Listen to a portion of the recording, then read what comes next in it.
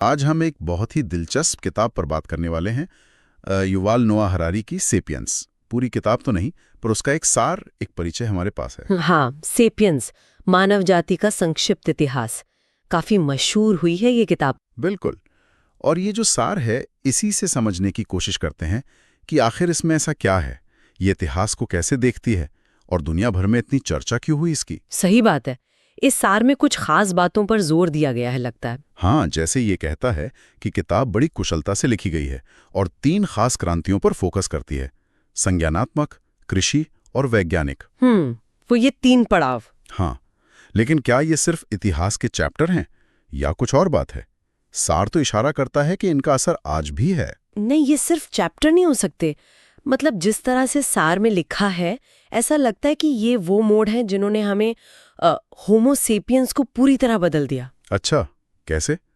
जैसे वो पहली वाली संज्ञानात्मक क्रांति। हाँ, कॉग्निटिव रेवोल्यूशन, यानी सोचने की क्षमता, कल्पना करने की, और भाषा, वो भी जटिल भाषा, जिससे हम बड़े पैमाने पर सहयोग कर पाएं। ये एकदम अनोखा विकास था। और फिर कृषि वाली, खेती बाड़ी। बिल्कुल, एग्रीकल्चरल रेवोल्यूशन, शिकारी संग्राहक जीवन छोड़कर एक जगह टिकना, खेती करना, इसने सब बदल दिया। और तीसरी वैज्ञानिक, ये तो खैर हम आज भी देख ही रहे हैं। हाँ, साइंटिफिक रेवोल्यूशन, पिछले कुछ 100 सालों का ज्ञान और तकनीक का धमाका। पर बात सिर्फ ये नहीं कि ये क्रांतियां हुई। तो फिर क्या? सारा इस बात पर जोर देता है कि किताब ये दिखाती है कि कैसे इन चीजों ने हमारे आज के समाज को, हमारी अर्थव्यवस्था को, राजनीति को, यहाँ तक कि हमारी सोच को आकार दिया है। आकार दिया है, ये दिलचस्प है। मतलब जो हम आज हैं वो इनकी वजह से हैं। हाँ, कुछ ऐसा ही। ये सिर्फ अतीत का जिक्र नहीं है, ये वर्तमान की जड़ों की तलाश है।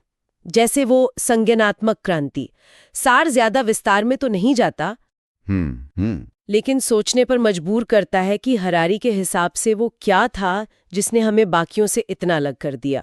सिर्फ औजार बनाना या कुछ और गहरा? शायद वो कहानियां गढ़ने की बात, कल्पना। सुना है हरारी साझा मिथकों पर बहुत जोर देते हैं, जिनसे बड़े ग्रुप साथ काम कर पाते हैं। हाँ, बिल्कुल।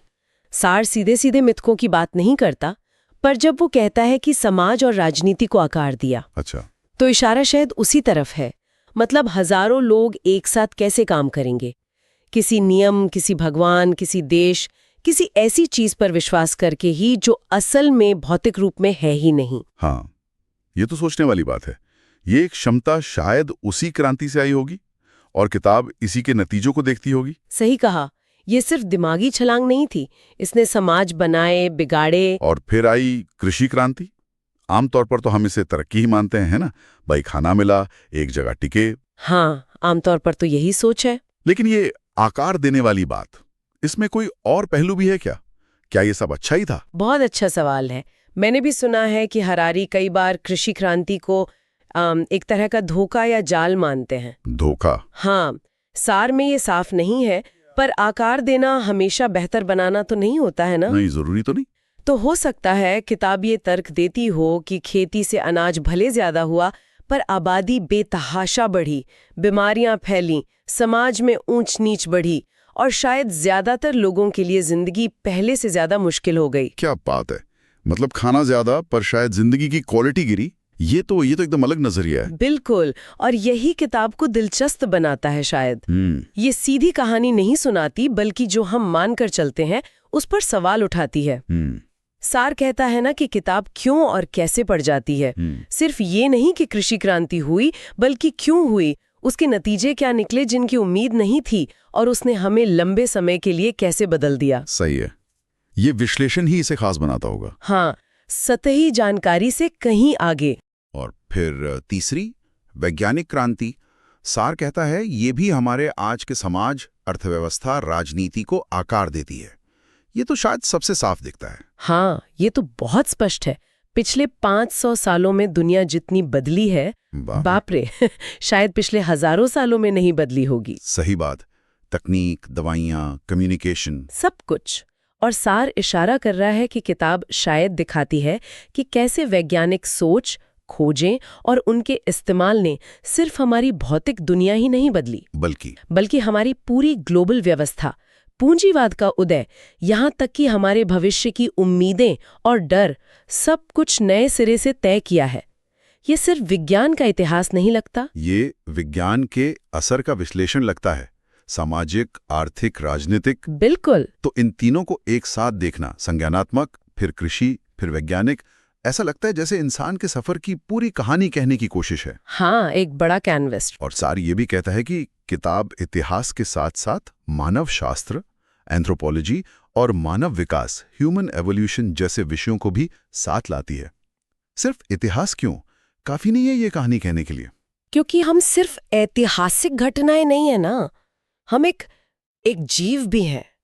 लाखों साल का हमारा विकास हुआ है, वो बायोलॉजी, इवोल्यूशन। फिर हम समाज में रहते हैं, हमारी संस्कृतियां हैं, विश्वास हैं, वो मानव शास्त्र, समाज शास्त्र। और फिर हमारे काम, हमारे फैसले, जिन्होंने वक्त के साथ दुनिया बदली, वो इतिहास। अच्छा, तो मतलब कई नजरियों से देखना जरूरी है। हाँ, बिल्कुल। सार का ये कहना कि किताब इन सबको जोड़ती है, इसका मतलब है कि हरारी शायद इंसान होने के मतलब को बहुत व्यापक तरीके से समझने की कोशिश कर रहे हैं। किसी एक चश्मे से पूरी तस्वीर नहीं दिख सकती। तो ये एक होलिस्टिक अप्रोच हुई। हाँ, कह सकते हैं। और शायद इसीलिए आसार में लिखा है कि ये कुशलता से लिखी गई है, मास्टरफुली रिटन है। इतने सारे अलग अलग फील्ड्स के आइडियाज को लेना, उन्हें मिलाना और फिर आम पाठक को समझाना, ये तो मुश्किल काम है। बिल्कुल, ये कुशलता से लिखी गई सिर्फ तारीफ नहीं है, ये इशारा है कि शायद लेखक ने मुश्किल एकेडमिक भाषा से बचकर सीधी, सरल, दिलचस्प भाषा में बात कही है, ताकि लोग पढ़ सकें, समझ सकें। हाँ, वरना ऐसी बड़ी बड़ी बातें करने वाली किताबें अक्सर भारी और उबाऊ हो जाती हैं। ये शब्द बताता है कि शायद हरारी ने कहानी कहने का अंदाज अपनाया है ताकि पाठक जुड़ा रहे। तो एकेडमिक गहराई भी है और पढ़ने में मजा भी, ये बैलेंस बनाना कमाल है। हाँ, लगता तो यही है। ये उन लोगों के लिए बहुत अच्छी हो सकती है जो इन विषयों में दिलचस्पी तो रखते हैं पर मोटी मोटी एकेडमिक किताबें नहीं पढ़ना चाहते। सही बात है, इससे पाठक वर्ग भी बड़ा हो जाता है जो शायद पारंपरिक इतिहास को बोरिंग समझते हो। हाँ, और जब आप इंसान की कहानी को बायोलॉजी, समाजशास्त्र, फिलॉसफी सबसे जोड़कर देखते हैं तो वो ज्यादा अपनी लगती है, ज्यादा दिलचस्प हो जाती है।